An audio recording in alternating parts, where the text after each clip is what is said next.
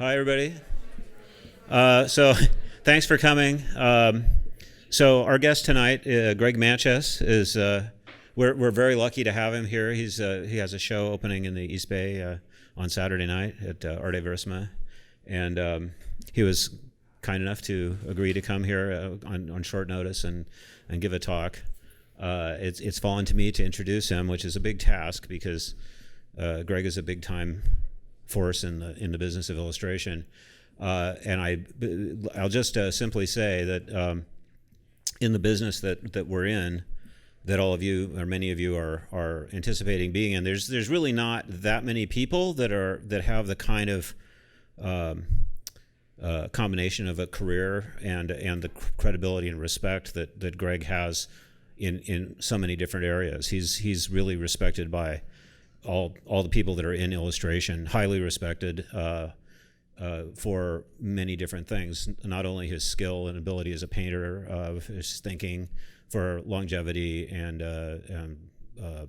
just being a really well-rounded artist, and being an artist, not just being a communicator of ideas, but trying to kind of push the envelopes, as it were, and to get there, he's really done pretty much every kind of illustration and found a way to make it his own over the years, and at a very high level. So we're really lucky to have him. He's a unique person in our field, and I'm honored to be able to introduce Greg Manchess.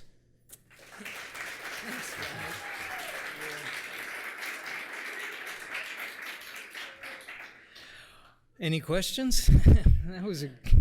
Thanks, Robert. That's a great intro. I wonder who that guy is. Speaking of that, I was just going to say, to start out, I remember being a student every day of my career. I started out in the trenches of illustration. I don't know if you guys have seen the movie The Blue Max that was done in the 60s of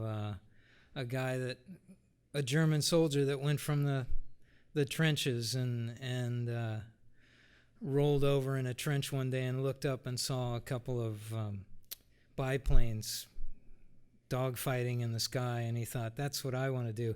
That was me in the trenches of illustration and also the trenches of art school. I started out exactly like you guys, different DNA, but same kind of experiences. Confused, not understanding where I'm going, trying to figure out my path. Do I need a style? How many portfolios can I do? How many can I support? Am I ever going to be able to get printed? Will I be able to paint what I want in this business, or am I going to be one of those starving artist guys? Whatever. All that stuff that I know goes through all of your minds went through mine exactly the same way. And the reason I know that is because I absolutely understand that I have zip-ola talent. And I knew that from the very first time I put oil paint on the canvas. I stepped back and I said, well, that sucks. My career is over, and I buried my head in a pillow and cried for 20 minutes. And I realized, if I'm going to do this, I'm going to have to let people think I have talent and work my way through it. And that's exactly what I've done for way too many decades. And I started out in the Stone Age compared to you guys. But the business doesn't change that much. Things about the business changed. The computer came in and changed everything. When I actually bought a computer, this will give you a little bit of idea of my age. I actually bought a computer in 1981, and I was thrilled to be a computer artist. And then it came with a stack of books this big. Literally, I'm not kidding you. Stack of books. It was not user-friendly. You probably don't even know that term because computers at this stage are all user-friendly. But I realized this is going to be way too much work, and I had deadlines, so I never kept going with the computer stuff. And I wish I had because, everything's on computer now. Let's just get this out of the way. I love computer art. I think working on the computer is very cool. And your generation of artists have to deal with it, whether you want to or not. But my thing as a teacher is to be able to get digital artists and younger generation, new generation of artists to go ahead and grasp traditional media. Because if you can do both, you are powerful in this business, at least now. Later on, when they throw oil paint out the window and everybody breaks their pencils and says it's all paperless, then you'll have another thing to deal with. But anyway, let's just start rolling with this. I think we'll have room at the end for questions, and there are no taboo questions. When you talk to a guy who doesn't have talent, then nothing's taboo. It's all about process, it's all about training, and it's all about focus, especially for me. And you'll hear me complain a lot about talent as we go. The great news for me anyway is that science is backing me up now. You are not going to discover the talent gene. I don't think that's coming. So that's the good news. Anyway, so one of my first drawings, Fred Flintstone. What did I learn from that? I like portraiture. And my dad said, why don't you put portrait on there? So I did. And it was by me. And, it comes back around full circle to Fred Flintstone later, I guess. This was the next thing I remember doing. No reference, totally out of my head. And then I had this idea. I wanted to do a swan. This is all crayon. And I only had a white crayon to do a white swan. And I thought, well, that's weird. That paper used to be white. So and it looks better now that it's yellowed. And then I put the ugly duckling at the top. And I went, wow, that's graphic. That's a dichotomy because there's no ugly duckling there or whatever. So I thought, well, that's going well. So the next day I got the paints out and I cranked this baby out. And no, really, I was, 6. And actually, that went so well, I became a fighter pilot. And so, no, this is me wanting to be a fighter pilot. My brother's plane from a long time ago, and he let me sit in it once. And I always wanted to be a pilot or an astronaut, but he went and did all that stuff. Not astronaut, but he was a pilot. He was much older than I was, and I had to live up to something, so I decided to be an artist. How screwed up was that idea? Anyway, this is where I learned how to paint. This is a famous artist school. You may have heard of it. It's way old now. It was something that happened back in the 50s and 60s. I think they went into the 70s a bit, but I got this magazine from them. This is where I learned how to oil paint. I did not learn how to oil paint in art school because when I went to art school, they didn't teach oil painting and drawing like they were supposed to. They told me on my first day after signing the tuition check to them that painting and drawing is dead. Don't bother. And I thought, I just gave you my tuition check. This is a problem. So, talentless guy goes to art school and is told painting and drawing is dead. Rock bottom. I'm telling you, I came right out of the trenches. Anyway, this is how I learned how to oil paint. This is how I learned how to mix oil paint. I saw it in a picture. I went, oh, that looks smart. Okay, I'll do that. And then I learned how to put drawing on the surface of the canvas and keep drawing and keep laying paint on there and then try to figure out how to paint grass and mountains and trees and all that. And then bang, you get this painting out of it. So I tried that. That didn't work. But so all my life, I'm trying to get to this. I'm getting close. Anyway, the next thing I pretty much in my development was after my first oil painting failure, I pulled this baby out from looking at a reference in a travel log. And I did exactly the wrong thing. I used black in the shadows, I write posts on a site called Muddy Colors. You might be familiar with it. And I have a whole post on painting with black, because when I learned that you're not supposed to paint with black, I became very irritated because I love black. And I thought, if I'm going to paint in black, I'm going to have to learn how to use it. So I spent a lot of my career trying to learn how to use black. This wonderful thing is watercolor, and totally out of my head, because I thought, wow, I can just dream up stuff and paint it. So I tried that, and this ugly thing came out. That bright thing in the center there, that is not the sun. That is the reflection in the glass of my ex-high school girlfriend's mother's camera as she took a shot of it in her living room, where it is today, so that she can show people what a great artist I am. Thank you so much. That thing, I just wish that I could get it out of there somehow. I'm gonna distract her someday and pull it off the living room wall.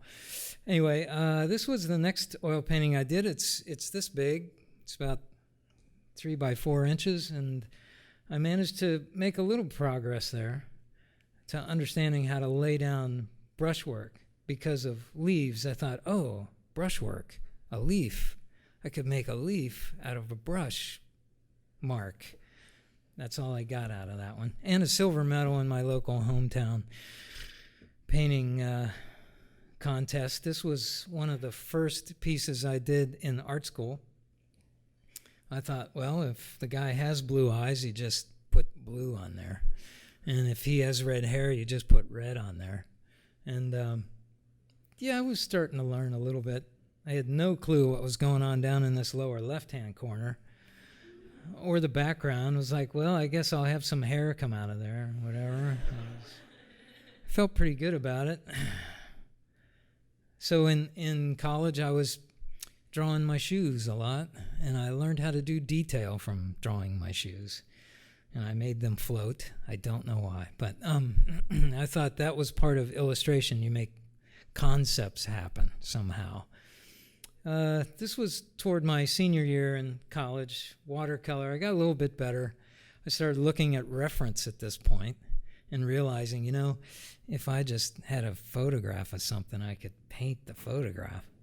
That was a big awakening for me, to learn something that billions of other illustrators had known for decades. One of my first assignments to do a book cover. This was for Dune by Frank Herbert. And I did it in David Grove's class. I don't know if you know his work. He was a San Francisco artist, and we became friends. But I had him for a 5-week course a long time ago when I was in art school. And that 5-week course was here at CCAC over in Oakland. I went here on a sabbatical leave from Minneapolis College of Art and Design, where they don't teach painting. And I went here for 1 year, and I loved the San Francisco Bay Area. And but I had to go back to finish up in Minneapolis. And from there, I went to a studio in Iowa. I did not want to go to Iowa because I thought nothing happens in Iowa as far as illustration. However, there was a phenomenal studio there of 7 illustrators, 6 illustrators. I was the 7th guy. I went down to see if I could get a job there. I remember Chris Kenyon, who was an illustrator here at CCAC at the time, told me, no matter where you go, don't be the best guy there. You won't learn anything. So I went down to look at this place, and I walked in, and they all could draw like crazy. They were really good, and Chris's words came back to my mind at the time, and I thought, I really need to work here for a while. So I did for 2 years, and I listened to everything those guys were talking about. They didn't know I was just soaking up conversations constantly for 2 years. This is one of the jobs I did, one of the first jobs I did in oil painting, when somebody said, you can't oil paint in illustration because it takes too long to dry. And I found a way to paint in oil, and that was at the studio. This was a job I did for the Eagle Signal Company out of Apple River, Apple River, Wisconsin, and they were very much involved in helping the eagles get back into healthy, to get off the endangered species list, and they finally are. So I helped in a very small way to do this, but this this kind of painting was something I had to learn to get around. There's just so much here that's repetitive and dull. These branches are all the same shape, and I don't know what's going on with the sky behind here or whatever. And I really wanted to put my name out there prominently, so I took it out of the corner and put it right up on where everybody could see it. Eventually, I developed my M that I go by, which was a nice move because I allowed people to remember my work by spotting that M, and that is what a lot of logos are all about. So I turned that M into a logo, and it fit much better. This is some of the work I did. As when I left the studio, I went freelancing. I was told when I left that I would never make it, and nobody freelances now. That was back then. People can't freelance. It's too hard. What are you going to do when somebody calls and they want you to work on one job, but you're working on another one? And the only thing I could say was that other people were doing it. I just got to figure it out. And eventually I did.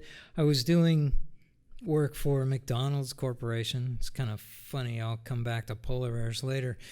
And I went into Chicago, which was 3 hours away, and I got an agent. And we worked together for 5 hot, smoking years in Chicago, and then the entire industry in Chicago died for illustration.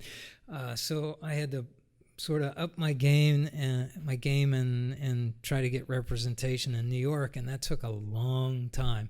This was kind of some of the work I did at the time. If you cut an apple open, you'll discover that I painted the seeds upside down. That kind of technique was something I did a lot at the time. I had no clue what I was doing. This is dyes, this is pastels, this is pencil, this is acrylic, just about everything that I could find and throw in there. And I did that for quite a while. This was some of the work that I looked at as a kid and was still looking at as an adult. This is Robert Abbott, and I just loved this kind of work. This is a remarkable illustration to me because he's not fighting anything. He's caught in some strange, bizarre moment, but there's definitely some threat going on, and I love that. And I took that in, as well as paintings by Frank Frazetta. I love that work. I found him a fascinating painter. The ideas not so much, but the paint was remarkable. And Jeff Jones, one of the guys that loved Frank Frazetta's work as well, who I actually was drawn even more toward because Jeff's painting was remarkable, just remarkable. Anyway, some of the stuff I was looking at as a kid, John Schoner, I don't know if you know his work. This was on the cover Analog, of course, and this painting I still look at and find remarkable for how interestingly it makes me want to have a giant otter in my life. This one is, of course, John Schoner again for a cover of Dune, and he was just a remarkable painter. He did the defining shape for those sandworms in Dune, and I love that stuff. So I'm looking at all these things all the time. When I was in high school, I got a chance to go to New York because I was in the band. I was a drummer, and I went into the Rockefeller Center, and they gave us a tour. And in the Rockefeller Center is this guy's work. His name's Jose Sert, S-E-R-T, and they are remarkable paintings. They're huge. They're on the ceilings. They're on the walls. And I learned a ton from the simplification. between the lights and the darks, in this, the lights here and the dark, deep shadows and the loss of detail in those shadows. I was drawn to that and studied that for a long time. And he comes back a lot too. I was also studying guys like John Singer Sargent. I love the way he put the brushwork down. Remarkable stuff. This is Sargent as well. Just incredible to me. So loose and so informative and great, wonderful, realistic feel to it. But this is the guy for me. His name is Frank Duveneck. If you don't know him, his work is remarkable. Duveneck. I walked into the Cincinnati Art Museum because I grew up across the river in Kentucky, and they had a show of his work. These are his studies. These are not his finished work, and his studies are phenomenal. This guy's brushwork, and this is about 1870s. Incredible brushwork. Even John Singer Sargent said that he had the most premier brushstroke in the business. And I have studied this since I was 19, and I still keep trying to get up to this level. It's remarkable, to me anyway, just how beautifully laid down that paint is. And this as well. They're a little bit fuzzy shots. It's a 19-year-old trying to hold the camera steady in a gallery while I was thinking, oh my God, oh my God, oh my God. And so I emulated that as much as I could when I first was freelancing. Here's a couple of portraits I did with Time Magazine in mind, and they didn't even take a second glance at these things. But you'll see my brushwork is starting to come right in here, and I was starting to learn how to lay down paint. Alexander Solzhenitsyn. And I did some pieces that I thought would reflect people who were in the news at the time. I'll give you another idea of how old I am. David Grove's work, I was looking at his work as well. For a long time, I tried to emulate David's work, and I actually got work ripping him off and learning considerable amounts about how he actually laid the paint down, and but he could put it down so much better.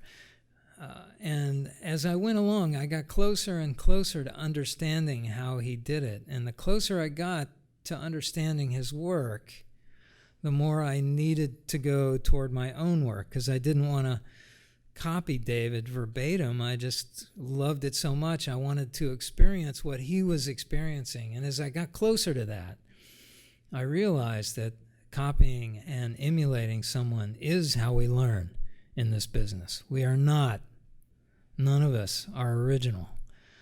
So much has come before us. And we are a step in that way of becoming our own original selves. What's important is to be authentic to yourself. And it took me decades to learn that. So we'll talk about that more when we go into questions. So looking at David's work, I thought, how am I going to get my artwork out there in the world so people see it a lot? I know. I'll do movie posters because they're going to be all over the place. That'll be great. Okay, so I went out to LA and I made a few connections, and actually the first connection I made was with the art director over at Disney, and I was talking with him for about 20 minutes in his office, and I've got around to talking about how I love David Grove's work, and he opened the door, and behind the door was that picture I showed of Something Wicked This Way Comes. He had just finished that poster for that art director. I thought, oh my God, now I'm competing with David Grove. And that's when I was reminded of what David told me when I left his studio one day as a student. He said, oh, just remember when you get out there, I'm your competition. Thank you so much, David. Actually changed my life at that point. I started to realize this is serious. So you can see a little bit influence from David, actually a lot, and then a little bit of the brushwork coming along here in my work. I thought it was great to leave the pencil lines in there at the time. But I was learning portraiture at the same time I was learning how to compose. And mostly I was focused on single figures and montages. The last one was Blade Runner. I didn't like the Blade Runner poster, so I did my own version. And I didn't like the poster for Alien, so I did my own version. And you can see a lot of the David Grove influence in here with the thin washes against the opaque strokes on top. And now you can see a little bit of that brushwork coming. So I wasn't quite sure what was happening there, but I kept moving through it.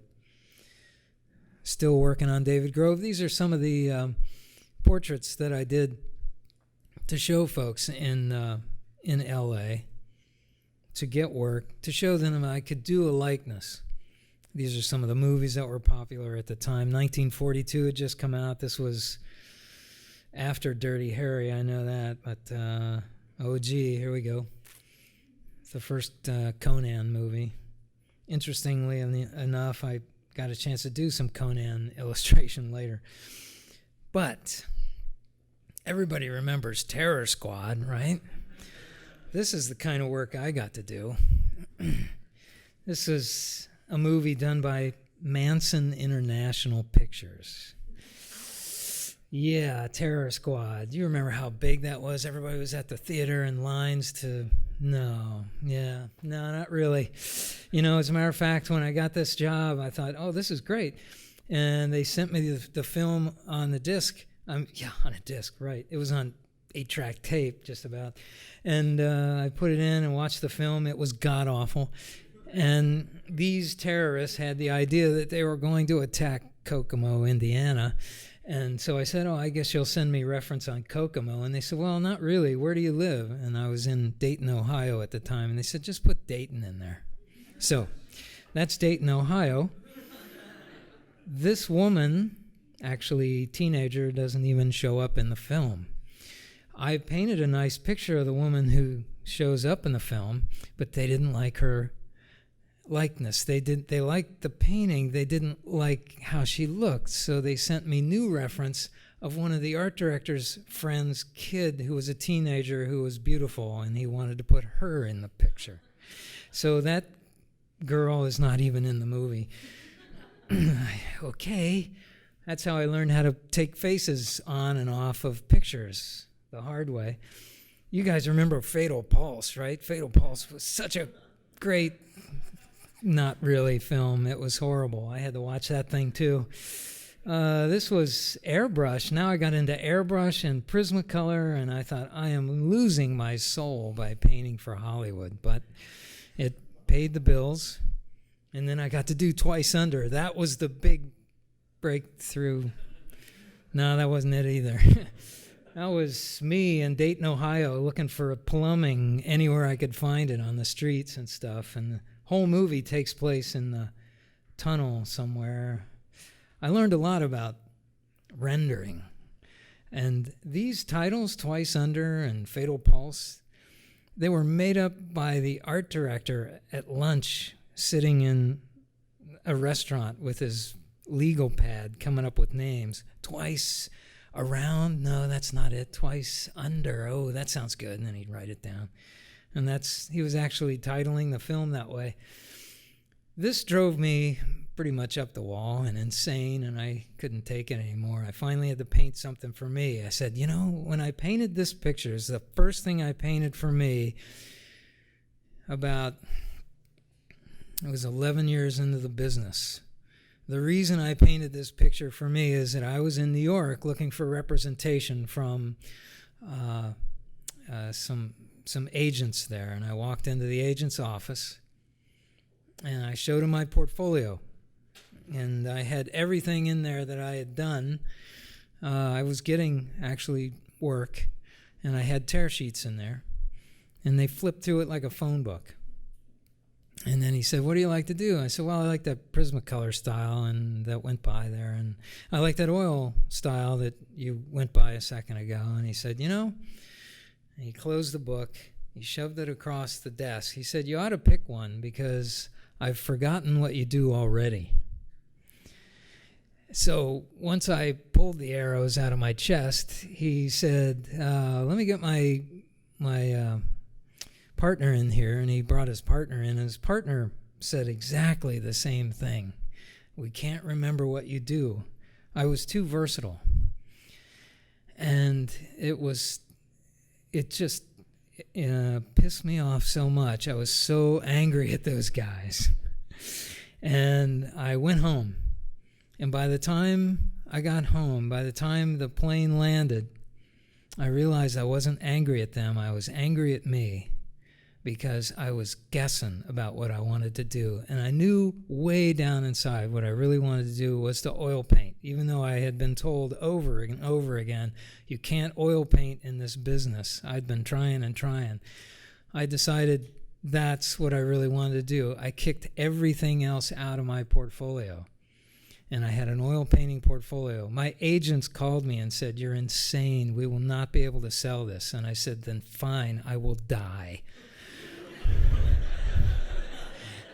Okay, maybe I didn't tell them that. But I said, I'll work it out. I'll segue out of this quagmire. This is the first thing I did. And I realized, oh my God, I don't have an art director telling me what to do. And I just loved it. But I had to use it to work in the business. So I don't know why I did 3 men with a nude in the cafe, but I thought that would kind of rock somebody's boat. And it actually caused a lot of questions around. But I also did a lot of paintings like this, which is a blend of the painterly with the detail. And you can also tell how old my career is because that's an Apple Plus SE 2 something or whatever. So old. There's, just past floppy disks, But anyway, this part of the painting, I always remember, I learned the difference between light in sunlight, white in sunlight, and white in shadow. And I thought, wow, I'm really onto something here.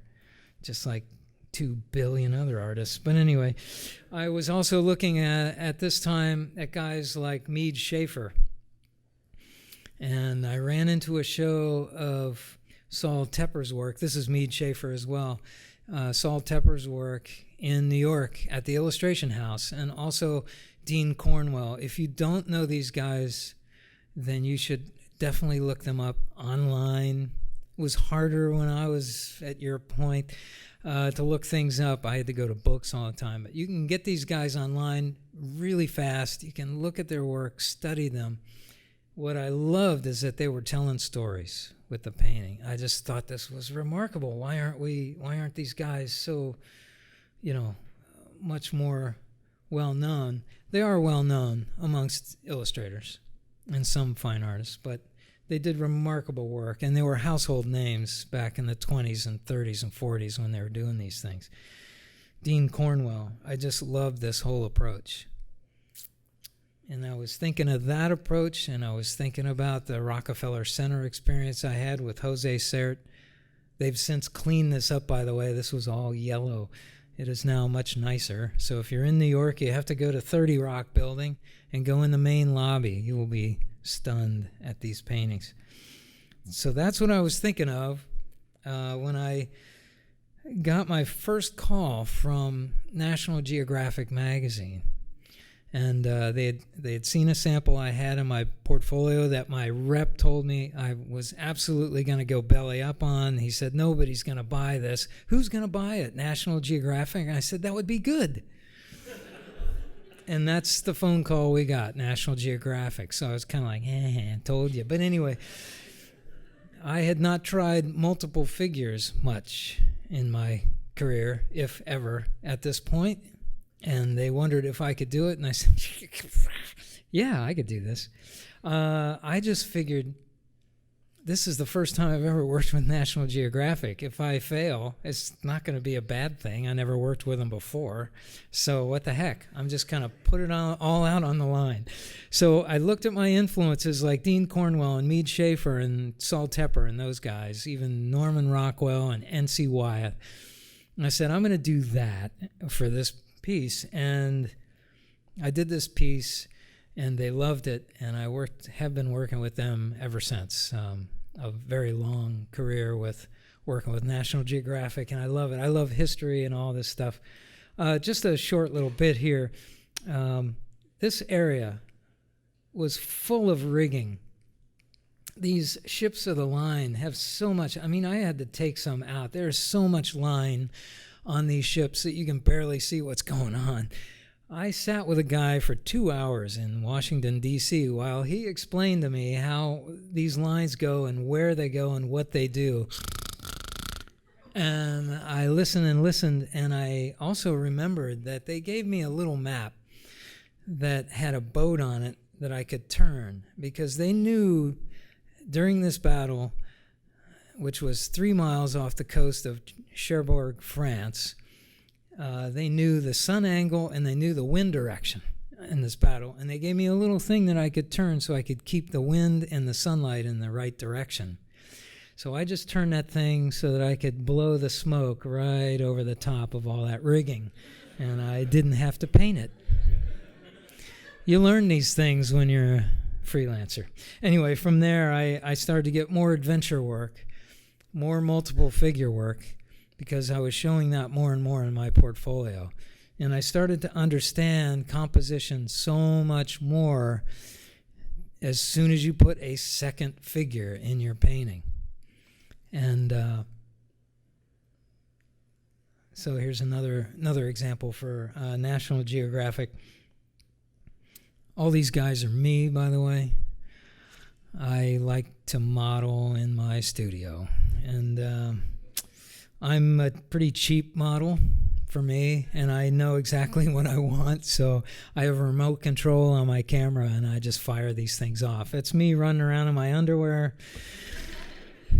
I don't need to tell you much more than that. Anyway, when you work for National Geographic, if you get a chance to work with them, they assign you a team of researchers. So if I say to them, what were they wearing in battle?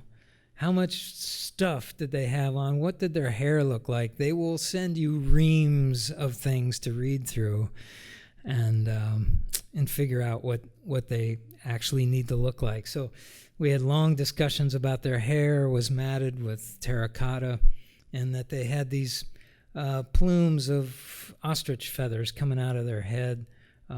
Everything in here has been vetted by researchers, even this guy's plate armor here, the shape of the sword, and this gate. Very quick story on that.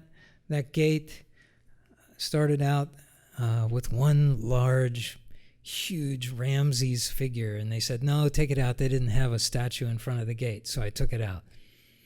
Later on, they came back and said, there is a statue in front of the gate.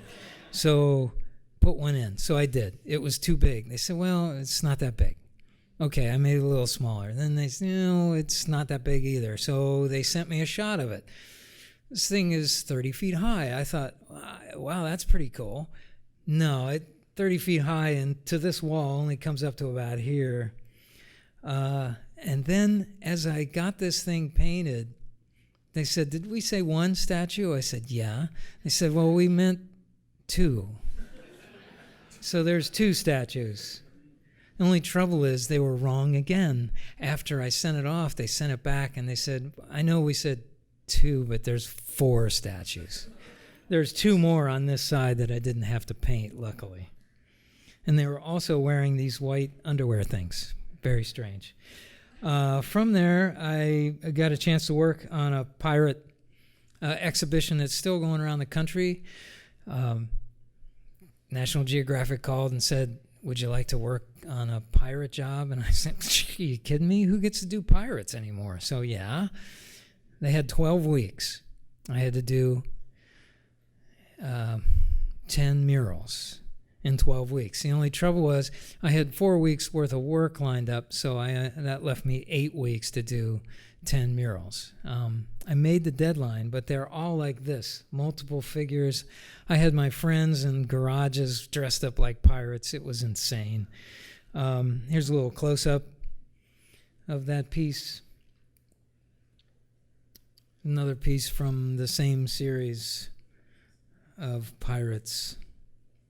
And yes, everything on this is basically correct, which led to Conan. I don't know how you go from pirates to Conan, but I got a chance to work on a book about Conan. And I learned a ton more about multiple figures and moments of movement, which you saw a little bit on the pirates back there. And these are all my trainers. I was lifting weights at the time, and they were massive. And I said, "You guys look like Conan. Will you come and pose for me?" And they did. At the same time, I'm still remembering Frank Duveneck. This is one of his. It's just a gorgeous single figure. And at the same time, doing those multiple figures, remembering single figures can be very strong. I'm also looking at Ludwig Holbein. If you don't know his work, he was remarkable. World War I, World War II, poster artist. This is one of his. Stunning to me. So strong, so direct, and on a subject that was soft. And N.C. Wyeth. So I was thinking of those guys when I had to do a portrait for the pirate job. This guy is actually one of the pirates that was on the pirate ship. And that's me modeling, again, from the neck down. They sent me a head in a box. It's kind of creepy. It was made out of that material that feels like skin. They actually chose, this was going to be an exhibit in museums, so they had mannequins of these guys. So I asked if I could have the head, and they said, yeah. So they sent it to me in a box, and I lit the head and put it on my body. Here's a little example of laying down the paint. This may answer a few questions. I'm not piling the paint up. When I'm on deadline, I'm painting side to side, so you can see how the paint goes down. Once I get enough covered on that, then I start to lay the paint on top in layers. And there it is again. And also, Black Sam Bellamy. He was the head pirate, the captain on the ship. The ship was called the Witta. I modeled for the captain here, and of course I got my second head in the box that I painted from there, working from photo reference. That led to this, which is yours truly dressed up like Captain Morgan, spiced rum. That's the next job I got out of the pirates. But there's a pencil made from that sketch, from that photo. I wanted to show you just a little bit of how I paint on deadline. And I paint in sections. And Irene Gallo, who's the art director of Tor Books, tells me I should never show people this because they'll be confused as to how to paint. So I paint in sections. And here's the final piece. And when you go to see hopefully you're not drinkers, but if you see the Captain Morgan spiced rum label, hello, that's mine. Here's a close-up of the face based on, believe it or not, Tom Selleck. That was before me. I didn't do that. They asked me to base it on his portrait and the old portrait of Captain Morgan. So now, this I remember from childhood, a frame from a comic book.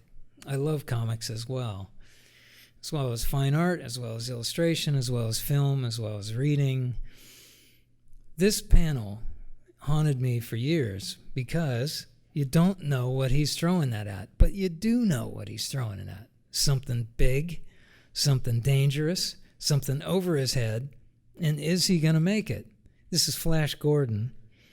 And as a kid, I was captivated by that frame. And that's what I try to do in my work. So when this job came up for a Lobster Johnson story for Dark Horse Books, I jumped at it, and I worked with Mike Mignola, Hellboy fame guy, and this is one of his characters. I'll briefly roll through the process of doing this painting. It starts with thumbnails. It always starts with thumbnails. It will never not start with thumbnails. I know you guys have heard this before, but hear it again, because I didn't either. I hated thumbnails. I can't stand thumbnails. They're hard, that's why, until you do enough of them, like this many for one job, and then you start to love thumbnails. And I behoove you to learn to love thumbnails now, because you will do them in the future. Your job depends on it, because the thumbnails are the answer to all your problems all the time. Because from there, it leads to better answers. And you won't get those answers until you do the thumbnails. I know they're telling you this, but as long as I tell you over a microphone, it might stick. This was the first sketch. They thought it looked like he'd just stepped on a bug. So I thought, yeah, you're right. It does look like that. So I got out my reference. This is some of the demon skulls that are in the background. And yeah. Got out my dad's 45 caliber and put on my jacket. Yeah.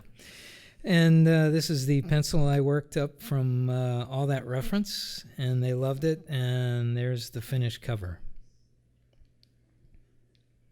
Took me years to figure out that thumbnails were the answer to a lot of these things.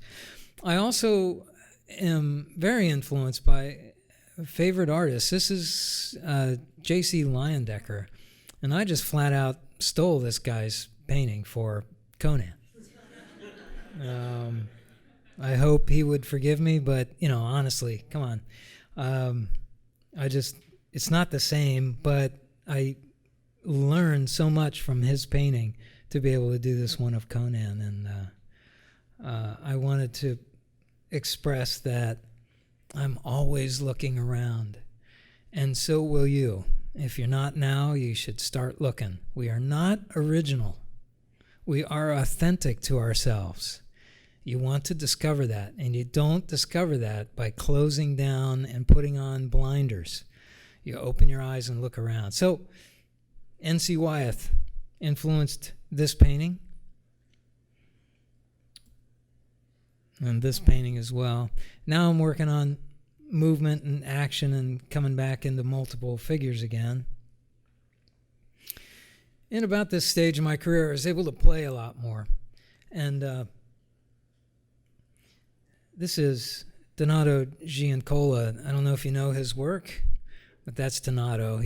I asked him to come over because he looks like Magellan. And so he came over and he brought all this cool equipment with him. I said, whoa, that's great. So we played around and joked and had fun, and it became the painting. This is a step-by-step version of that painting under deadline, painted in sections. That's me. That's him. That's me. That's him. I'm all the native guys. And the end of that. I thought I'd show a sequence of doing one of the pirate paintings here. The reason this works is because all those colors are on the palette at the same time, so I might as well use them. And I just filled in the sections. You have to have a very clear notion in your head of where you're going, or this comes apart pretty fast. But I've had a lot of experience in laying down paint pretty fast. Now, in the middle of this job, they told me, this is great, we love it, but we want the guy's head to be looking at his pirates on the ship. So this is me spending an entire day trying to paint that head to move around in the other direction. And I projected a head right on top of the painting and painted with sepia oil paint to show how you can start to change everything. You'll see the shoulder is changing. This will go away. There's a double belt here on the baldric. The hand will change as well. Now it's really disgusting and weird. At this stage, I'm banging my head against the wall thinking my career is over. But I started to pull it out, and I managed to get it back to what they wanted. And here's a close-up. So it ended up working okay. They liked it, so I said, fine. Someday I'll probably paint that head back the other way. But here's the finish. Okay. Another influence of mine for a science fiction cover that came up. This thing was painted in the 20s or something like that. I just saw the original not long ago. It's in gouache, and it's so much better than this, but remarkable. I love the foreground, the middle ground, and background, and I started to learn a ton about foreground, middle ground, and background elements. Again, thumbnails. Any of you guys can do this stuff. Look at this. These are scribbles. There's nothing going on here. These are really tiny. That's even smaller than my thumb. There's a bunch of them. I just had idea after idea. I star the ones I like, and then I look over them again, and I circle the ones that I think are going to work. Here's a whole bunch more. And then I do larger sketches, almost the size of what's needed. See, we'll come back to this one up here, because that was one of the first ones I did, but I went ahead and explored around. When I heard in school some lecturers tell their stories about doing multiple sketches to get to a final, I didn't hear that, did not compute, didn't go in. I gotta tell you guys, you have to do this. It is where the answers lie. You must be comfortable with repeat drawing. I know I can say that, and I know I'm hitting the nerve, because that was exactly what I was thinking when I was sitting out in the audience thinking, I'm not going to do that. I'm going to jump to the finish because I don't want to waste time on all that stupid drawing. And then I learned retroactively over many years that many drawings is how you get to good painting. So I'm getting closer now. I kind of like these guys walking around. This was a crazy book. They had mammoths, they had saber-toothed tigers and dinosaurs. This is Venus, by the way. And I thought, ooh, a crashed ship is cool. Maybe a triceratops. All right, I'm getting close. And there it was. So now I have the saber-tooth back in with the triceratops, a crashed ship, and me in my living room with a cardboard tube walking around, and came out with this. This was for a book called The Sky People. And now, pretty much at this point in my career, oil painting was on a roll, and this wasn't that many years ago, a handful. This is one of my samples I did at the Society of Illustrators as a demonstration piece, Paul McCartney. I'm a big Beatle fan, and so in my demos I've been doing Beatle painting after Beatle painting, and this particular portrait came from that. Was asked to do this for Rolling Stone. It's Neil Young. And now you can see the stroking development has come kind of full circle back to Frank Duvenek's influence. It took me pretty much an entire career to come back to where I started again, wanting to paint that way. This job came along. This job was really squirrely.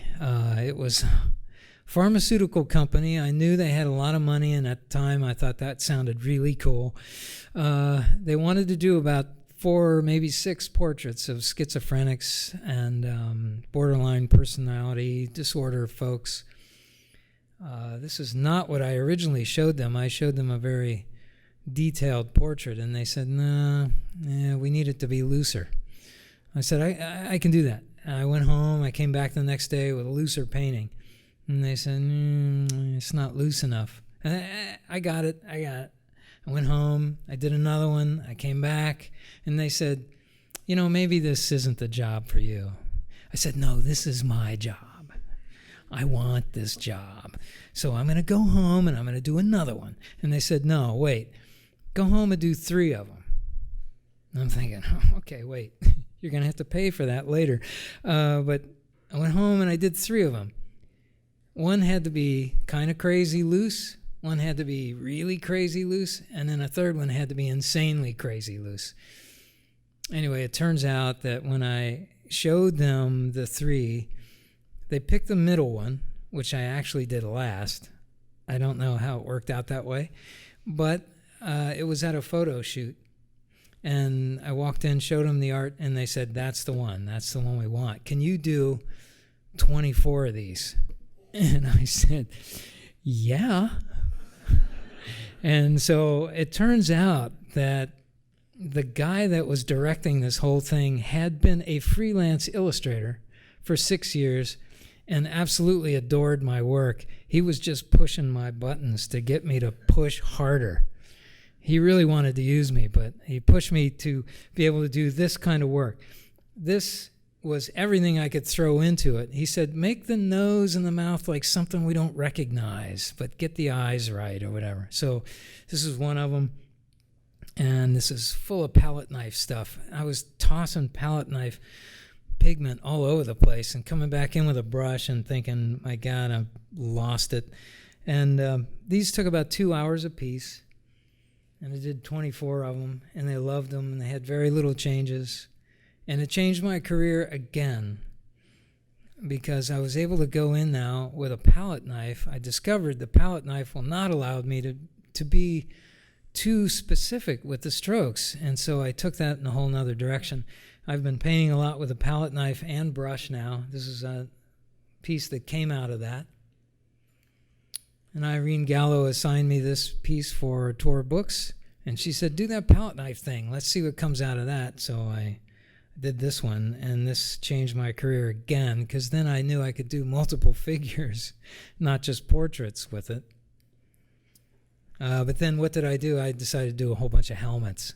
I don't know. So from the helmets, I learned just how tiny I could get in there. These are only 5 inches square. They look gigantic up here, but that's all palette knife work with a little bit of brush work. And I had this piece of reference in my files for 30 years, and I thought, I'm going to do that now. So I finally did King Tut, and I realized you don't put in all the details, and you still get better details. Maybe we can talk about that later. Anyway, this is just some of the extra work I've been doing. I wanted to share with you guys. We're coming down to the end here. I've been doing a lot of scenes with the palette knife and the brush, and doing a lot more storytelling with my compositions. This is me in my living room with an actual mask on, just about choking to death, just fainting before I could get the shot off. But now I was on a roll. I could paint whatever I wanted. At that much time painting at the board every day for decades, I was able to put down the paint any way I wanted it. This is really liberating. If you are waiting for talent to show up and make you a remarkable painter, it ain't gonna happen. You got to paint your way through it. Even if you're digital, doesn't matter, or watercolor, or acrylic, or whatever. It's the process. And in that process, you find things you would never know you're going to find. That's the thing I want to push. You will find stuff you don't expect to find. I thought that wasn't true until I started doing these things. Because of some of that loose brushwork, I got a call from the Patron tequila people. I did this bottle 5 inches high, and they blew that up to the side of a building. those brush strokes are like that wide on there. It was really very fun to see. But at the same time, just as when I switched over to a full oil painting studio years ago, I still do the same kind of structured brushwork as I'd done before. I still love that approach, but now I have a fuller range to go between the two. This is a book cover for Hardcase Crime. When the art director, Charles Ardai, called me, he said, I got this cover I'd like you to do. You got to have a woman on the cover who's basically nude, but we can't tell whether she's asleep or if she's dead. I said, well, that's kind of tricky. What's the title of the book? He said, So Nude, So Dead.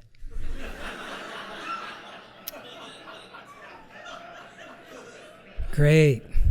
That's gonna be easy. Okay. So anyway, I showed him a bunch of thumbnail sketches, and I got myself on a ladder with a model, and I held a light bulb in front of my face and tried to cover up her breast, and it worked out. It became a cover on the book, and we all had a good time with it. I don't know if she looks like she's sleeping or she's dead. At this point, I didn't care, and neither did they, so they used it, and it's one of their more popular covers, I understand. This was based on a World War II photograph that I loved, and I just put it on the moon, switching very simple things. We were talking in Robert's class this afternoon, about what's in the picture, and I did a post a couple of weeks ago on Muddy Colors about what's in the picture, and it'd be great if you guys could read it. You'll find some things in there I don't think you'll expect to find, but it is about exactly what's in there, but also about twisting to get your idea across just a little bit. It's not about making radical moves. It's about telling that story in a very subtle way and allowing the viewer to make their connections on their own, because the viewer comes to every painting with their own baggage, and you've got to allow them to use that to enjoy your pictures. This is not about, to me anyway, this is not about changing the face of art. This is about communicating to people who love painting. This is one I did for a show I recently had in Paris, where they allowed me to paint whatever I wanted to paint. They said, paint, literature and historical stuff and whatever. And I said, hey, it's France. I'll just do Jules Verne. So I did 20,000 Leagues Under the Sea. And this was Dejah Thoris from A Princess of Mars. I just was painting stuff that I like to paint. And then I was making stuff up. I call this one Knights of the Air. I had this idea for close to 30 years, and I didn't have the guts to paint it. And when they said, paint whatever you want, I got the guts, and I painted it, and it sold. And so I did one called Heading Home, actually. Another polar bear. That comes up again. This was a book cover right in the middle of all that for Tor Books. And that was the palette knife again for a book called Starbridge. Painting a guy in space without stars. And then I went back to my show in Paris and made this charging knight up out of about 9 different separate pieces of reference and drew it all together and then painted from there. Fog Rider. I was just making stuff up right and left. I'd see a picture of a swamp and come up with Fog Rider, and I had a show of 58 pieces like that. This one's called Flightline. I wanted to do some griffin paintings, and this was the first one. The second one called Night Assault. Yeah, that's me in my leather jacket again. And with a griffin in my studio, castle outside, yeah. So it all comes around to this one, which was done for a demonstration. It was a demo painting for a 2-hour video that I did. I call it Above the Timberline. I was talking to Irene Gallo on the phone one night, and I said, my God, the stupid film crew is going to be here in 24 hours. I have no clue what I'm going to paint. I don't want to do another portrait because that just seems de rigueur or whatever. She said, why don't you paint something with snow in it? I said, oh, that's good. She said, why don't you paint a guy riding a polar bear? I went, yeah, thanks a lot. So I hung up, and I thought, not riding a polar bear. Polar bear pack animals. So I got out every piece of costume I had around, and I got in front of the camera, and I had my remote control, and I just started shooting reference. But before I did that, of course, I did the thumbnail. The top one was the first one, and this is basically the painting. Did those thumbnails in 10 minutes, and I said, all right, that's good. I got out all my gear and put that on, and I needed a white scarf, so I put that on, and I did a drawing from all that reference. I looked up a whole bunch of polar bear reference. This was going on late into the night. I spent 2 hours just trying to decide the angle of him on that mountainside. I sketched some polar bears and put packs on them. Had no clue what was going on. I just thought it sounded cool. And I put that sketch together, and by the time I had it done, the crew showed up at the door. I did this painting in 2 days under a camera, which was kind of tricky because the camera was right there over the palette and stuff. Turns out everybody wanted to know what it was about, and I had no clue, so I started making stuff up. It's about a guy looking for something. And they said, well, what's he looking for? I said, he's lost city in the mountains. And a friend of mine said, you have to show that to a publisher. I showed it to a publisher and told them that I was writing a book about it. And they said, great, we would love to print this. Send us the manuscript when you're done. I spent the past 5 years working on this story. I just sold the manuscript to Simon & Schuster, and it is going to be a book. And I'm going to have to paint this thing in the next year and a half. Every page is going to be full-color painting. There's probably going to be about 200 paintings in this thing. I've calculated it out. It's over a year, and they want it in maybe a year, so I'm going to be under a little bit of the gun there. But it's a little bit like Dinotopia, where every page is full-color stuff, but this has a story arc to it and characters and all that sort of deal. It's pretty much a hybrid, like novel, screenplay, graphic novel. I'm told it has not really been tried like this before because it's too expensive.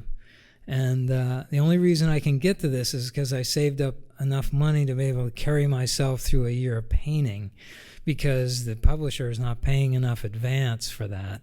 So we'll see what happens. It is going to be a major risk. This could be the thing that just chucks my career right in the garbage can, or it could lead to other good things. But hopefully by 2017, in the fall of 2017, you'll see this on the market. So I am now a illustrator author. I have a literary agent in New York. It's crazy. I'm in there looking at their awards on the wall, and I'm thinking, holy cow, I'm an imposter. Anyway, at this stage, here are a few things from my show tomorrow night. Not tomorrow. What is this? Saturday night. Starts at 6 p.m. over in Oakland at gallery, the Arte Verissima Gallery on Piedmont. And it'd be great if you guys were there. I'd love to have you. Here's one of the pieces that is going to be there. These are about 3 by 4 feet, 4.5 feet. And Lauren Szabo, who I believe went to school here, right, Lauren? Yeah. she's over there controlling the place, running the place, and she offered me a show of painting whatever I wanted, and I came up with falling figures. You know, after all these years, I come up with falling figures. Yeah. So I realized in all that time that I really love painting clouds. I love painting figures, and I put all that together. So hopefully, if you're there, these will look even better in person. These last three have been part of a triptych, and they are leading me to newer areas of the paint. This is a little bit smaller, about 16 inches square, called Uplift. It's Union Square in New York, done with a palette knife and a brush. And that's it. If you guys get a chance, I did a job this year for the Anheuser-Busch Budweiser beer they want to do a commercial on the World War I Christmas Day truce of 1914. And I did a bunch of paintings for a commercial that they put together during the World Cup soccer games. It's called Rise as One, and you can find it at terracetv.com, and just look up Rise as One, and you'll see the paintings there. There are too many of them to put up here tonight, but I had to do 24 paintings in 2 weeks, and that was the fastest I'd ever painted in my life. So anyway, if you get a chance to go there, please do. And that is it. If there are questions, I'd love to answer them for you.